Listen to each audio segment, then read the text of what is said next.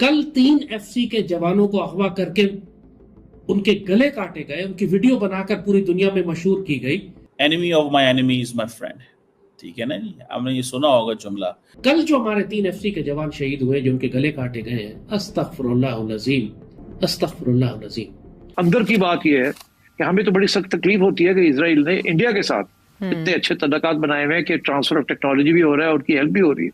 1 लाख पाकिस्तानी शहीद हो चुके हैं और एक भारतीय फौजी नहीं मरा। अब आप खुद देख लें कि कितना बड़ा फेलियर है पाकिस्तान की नेशनल सिक्योरिटी पॉलिसी में और भारत की नेशनल सिक्योरिटी पॉलिसी। कंपैरिजन देख लें। DGMO level talks were going on. Pakistan actually was mentioning that we know that your such and such important vector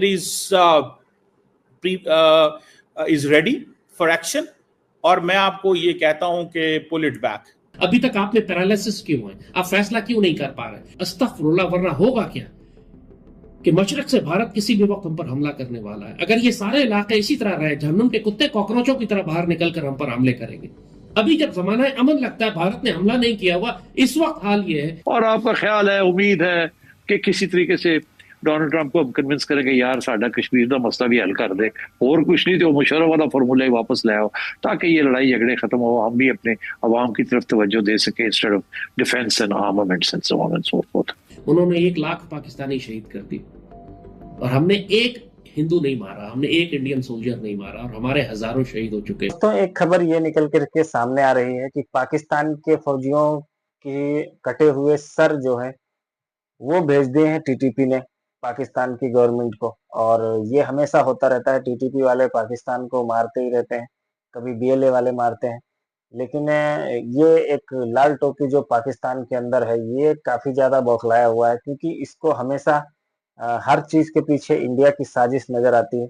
और टीटीपी मार रहा है तो इंडिया के लिए तो अच्छा ही है। तुमने कितने निर्दोष लोगों को मारा है हिंदुस्तान के अंदर, और जो बात कर रहे हैं कि दुश्मन का दुश्मन दोस्त होता है, वो होता है।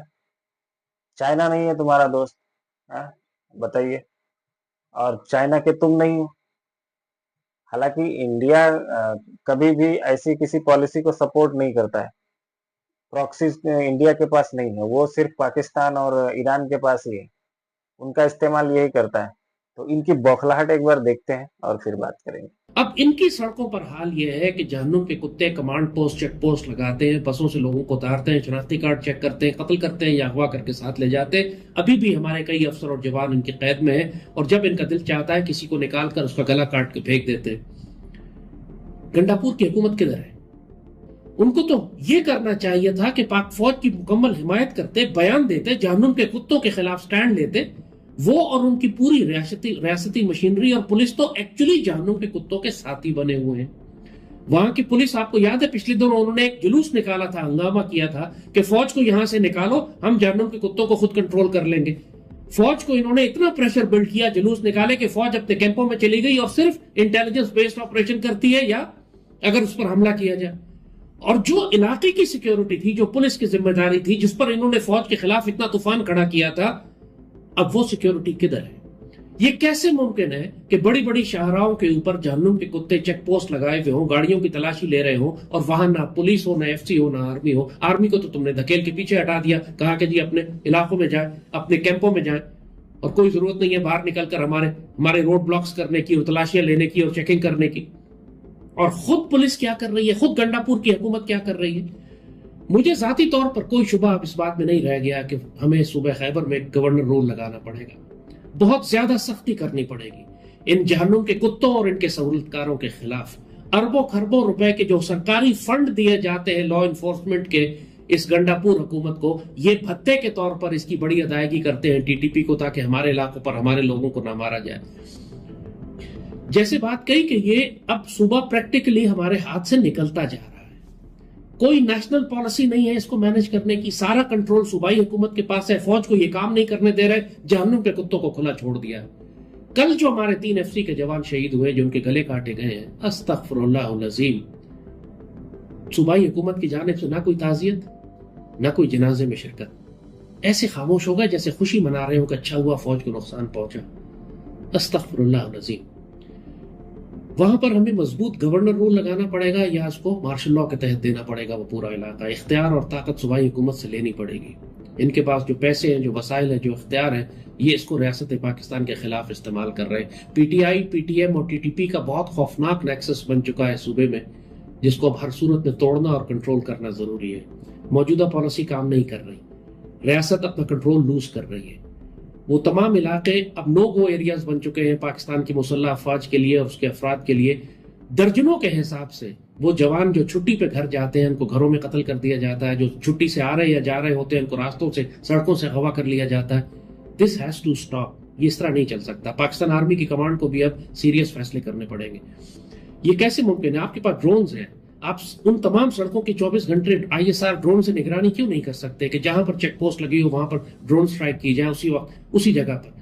आपके जो गार्ड्स ऑफिसर्स जवान ट्रेवल करते हैं इस इलाके में, अभी तक आपने इजाजत क्यों नहीं दी इनको कि अपने साथ ये ऑटोमेटिक हथियार रख सके, ताकि कम से कम अगर मरना भी है तो लड़ते हुए मरे, 10-12 जहन्नुम के कुत्तों को साथ लेके जाए। अभी तक आप में पैरालिसिस क्यों है? आप फैसला क्यों नहीं कर पा रहे कि हमने इन जहन्नुम के कुत्तों के खिलाफ क्या करना है?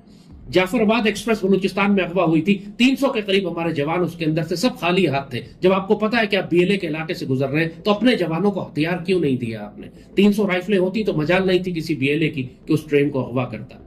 अभी तक फौज क्यों नहीं समझ पा रही कि हम हालत जंग में हैं, हमारे अफसर और जवान सड़कों से अगवा करके कत्ल किए जा रहे हैं? अभी तक रिस्पॉन्स क्यों नहीं आ रहा? डिसीजन क्यों डिले हो रहा है? और फिर क्यों असल सांप की जड़ है उसको हमने क्यों छोड़ दिया है?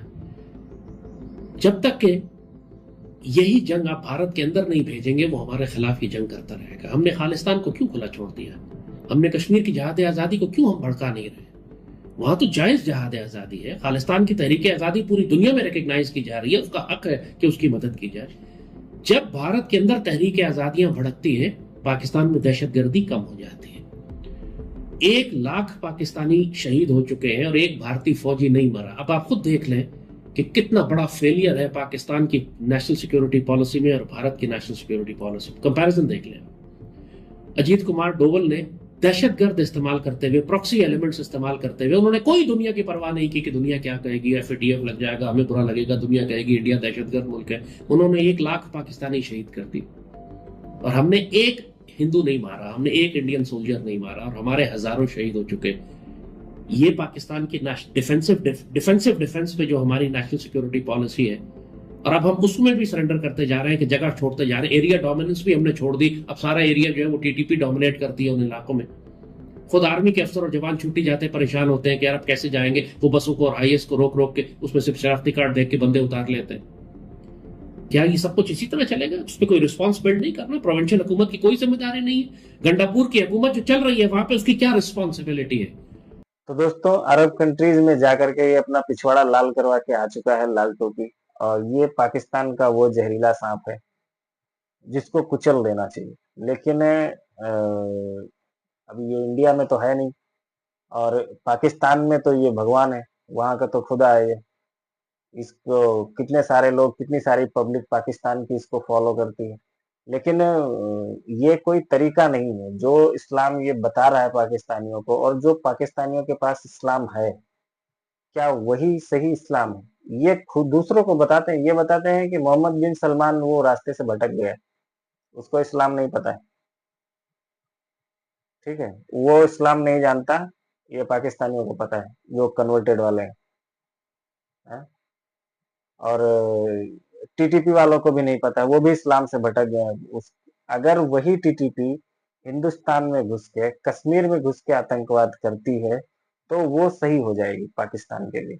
लेकिन वही टीटीपी अगर पाकिस्तान में रह करके पाकिस्तानियों को मारती है तो वो फिर ठीक नहीं है, पॉलिसी चेंज हो जाएगी तुरंत।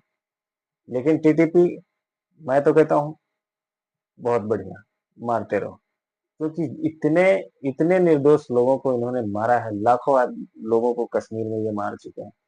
हालांकि लाखों में पाकिस्तानी भी पहुंचने वाले हैं।